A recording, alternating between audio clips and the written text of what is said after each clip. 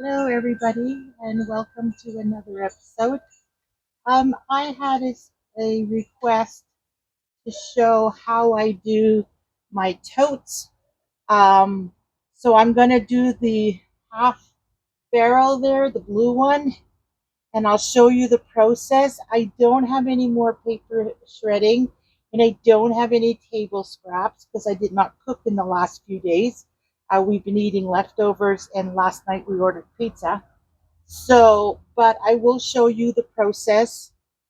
And I have my microphone on the trellis because with moving, I figure you're going to get a lot of scratchy noises. So I put it on the trellis. It should be close enough. Plus, I have a pretty loud voice, right? So there you go. So this is the one I'm going to be working on. I have my pitchfork that I use to loosen it all up. I have my shovel to scoop the top half out and my wheelbarrow that I put the soil into. And then should I need it, I have a little hand um, thingamajig um, if I need it for smaller loosening up. All right, so what the first thing I do is all this dead growth, I remove it and put it in another tote or on the ground. All the dead growth.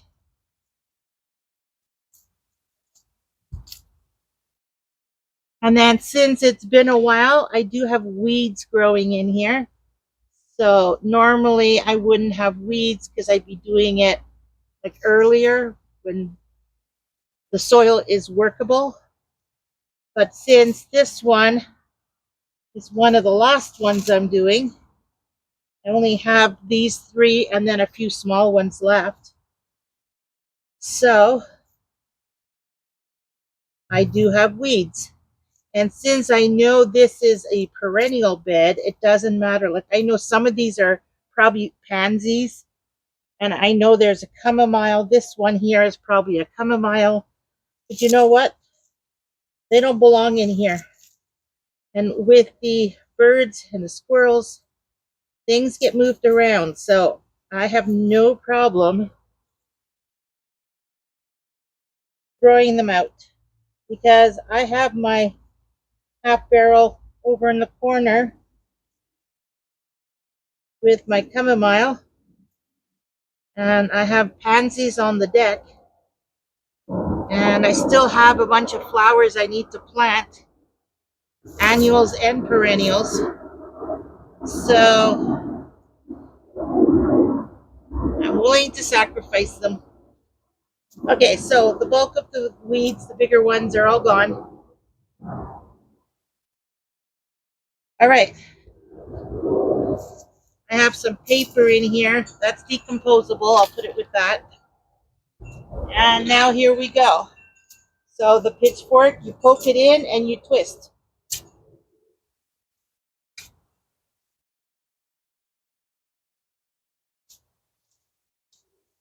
And that's all you do. And it breaks it all up. As with us having winters, it really packs it in. So by doing this,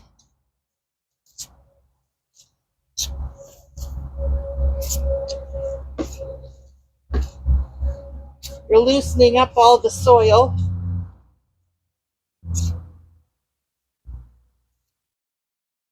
Oh, what was that?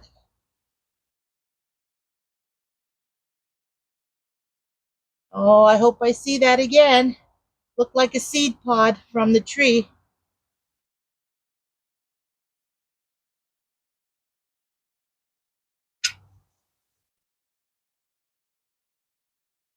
There, one of these guys. Whoop. That's a seed pod from one of the trees. All right, so now it's pretty loose. I'm gonna shovel it out. Remember, we're trying to empty half of it.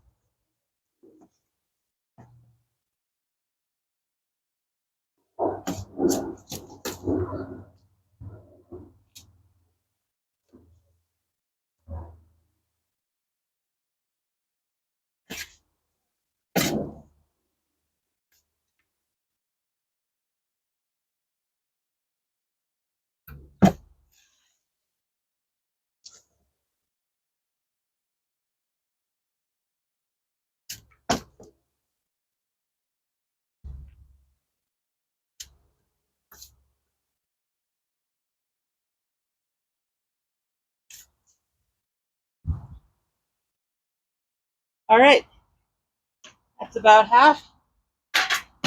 So, whoops.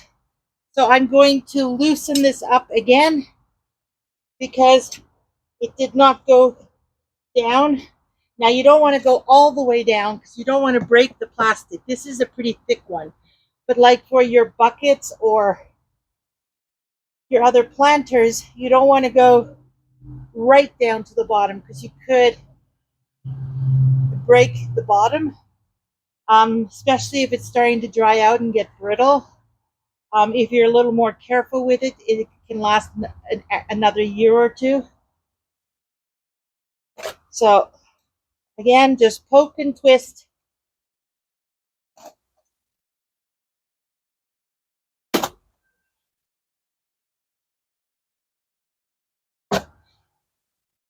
And you just kind of eyeball it, how deep you want to go. Whoop, I hit the wood, which is the platform. That one was a little too deep. And while you're doing this, I always look if the squirrels buried anything, um, if there's like a lot of bugs, you can always sprinkle a little bit of diatomaceous earth or underneath. For the ants, I'll show you my remedy on another video. But just look at what's going on in there. Not the soil specific, but well, yeah, with the soil, I look at the perlite. But other than that, it's just insects, my glass crystals, the glass beads, um, peanuts, peanuts, um, something that is rooted and the root is still a light color. Like healthy roots are usually white, and then the unhealthy roots go when they start decomposing, they go like a brown. So I look for light color because not everything is white. It could be cream color, but a light color if there is any roots. In this case, because it's an annual tote, um, any roots I find that are still white, I'll take them out and toss them. Because if they're white, they're healthy, and well, this is good. They're healthy, and you don't want them to grow. Well, I guess last year the peas were in this one. This is a pea shell, like the skin of a pea. Oh yeah, that's right. I had my peas in this one. The not the sweet pea, but the don't remember what it was called. It was some kind of Japanese variety. Anyways, so at this point, everything is nice and loose and good, healthy looking. The soil's not dark and compact, and there's a few ants, but I'm not going to worry about them. They're little baby ants. All right. So now I would put, because the bottom half is done, now you put all your dry debris. Put my paper. I can add more than that. I'll take some from here.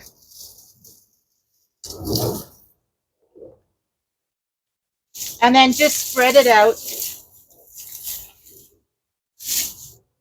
Make sure you don't get any weeds in it. Uh-huh. You want everything to be brown, no greenery. All right. And this is also when I would put my paper shredding next, because I want the dry stuff under the wet. So you do your dry growth, the paper shredding, then you would put your table scraps. Unless you do a compost heap and you do it that way. I don't have a big enough yard to do that. You could put that in there. But for me, that's it. Now I'm going to scoop that all back in. If I had paper shreddings, I'd put probably an inch worth because it's a pretty big tote. And then table scraps, again, probably a half inch to an inch layer.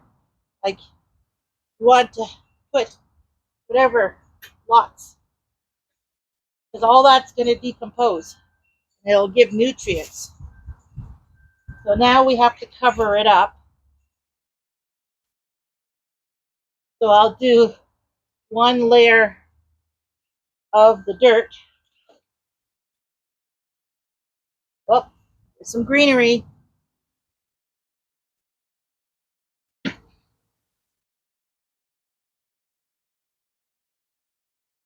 Also, before you start shoveling in like I did, normally I would then break this up and go through it and add perlite and peat moss if needed. I did not do that this time because what I'm going to do, since I have no table scraps, I'm going to be putting a little bit more sheep manure in this. And because I'm putting the sheep manure, I like to mix it with the peat moss. But I'm not ready to plant the beans yet because they can't take the nights. The nights are still going to like 12 and 13 degrees. So the beans are going to wait with the cucumber, the peppers, and the tomatoes. They're the last ones. So right now it's just prepping. If you wanted to, you could add peat moss to this, but I'm just going to mix the peat moss with the sheep manure and then just put it in the top 3-4 inches. But with the other totes, I did at this point add perlite and, well, this year I only did perlite. And then I found a bag of peat moss in the garage from last year. I'm like, what? I didn't know I had this. So for the buckets, I did add both. But for everything else, it was just peat moss. Perlite. But yeah, so like I said, I'm not going to with this one because it's going to be a while before I plant. And I did not put sheep manure in any of the tomato or peppers, those containers, because I I believe that if you put it in too soon with all the watering and the rain, because you've got to maintain the moisture, even though there's nothing in there, to keep the healthy bacteria going,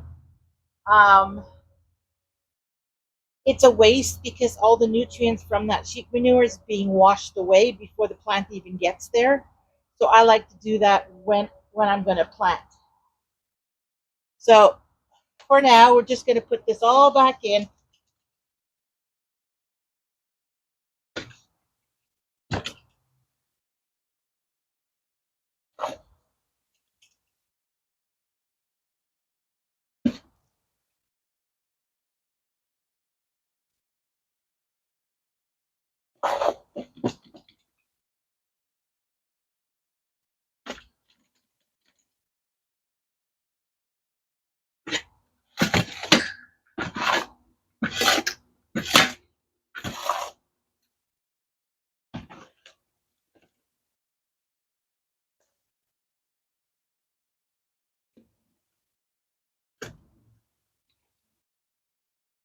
Oh, there's another one of those seed pods from the tree.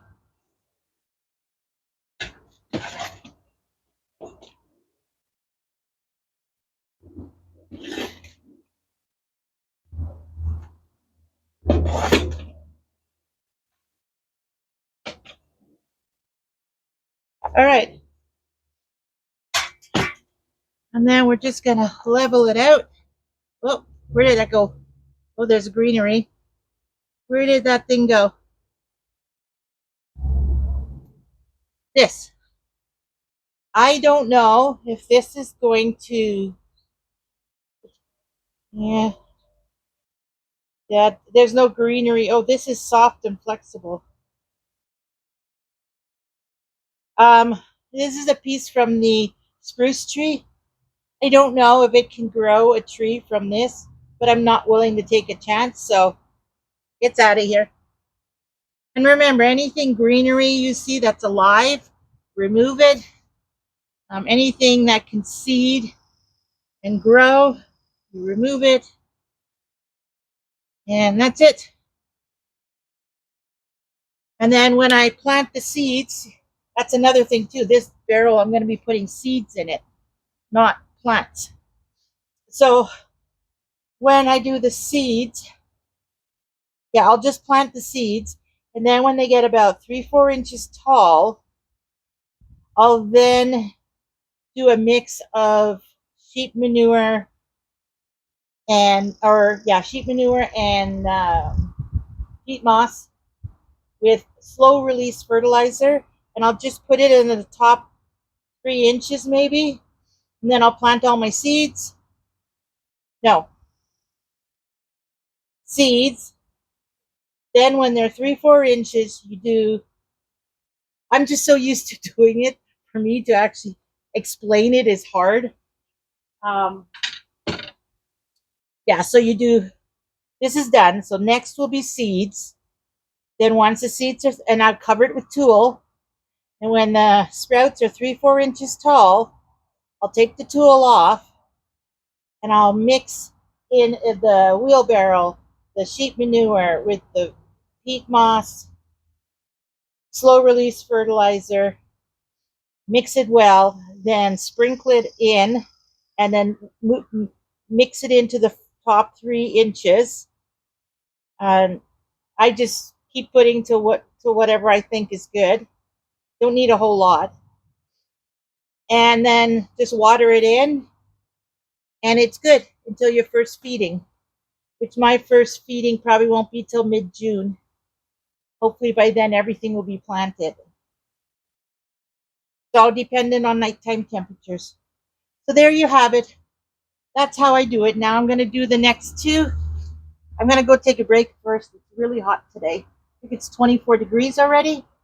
And yes, I do wear black. I love black, but it does in the summer it does heat you up. Um, yeah, so that's everything I got. That's how I do it. Thank you very much, Dustin, for your request for me to show how to do this. I hope this helps everybody. And I will see you on the next one. All right. Bye for now.